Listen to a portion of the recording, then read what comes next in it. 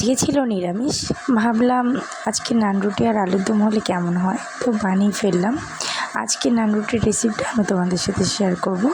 আমি এখানে কিছু ময়দা নিয়ে নিচ্ছি, এর মধ্যে আমি 3 চামচ পরিমাণে চিনি দিয়ে দিলাম। তারপর দিয়ে দেবো আমি তেল পরিমাণ মতো, দিয়ে দিলাম সামান্য পরিমাণে লবণ,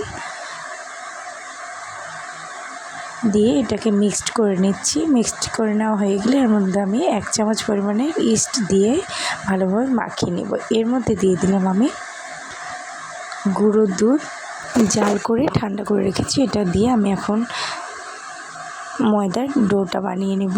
ময়দার ডোটা আমার বানানো হয়ে গেছে। এর মধ্যে আমি তেল দিয়ে কিছুক্ষণ মাখিয়ে রাখবো।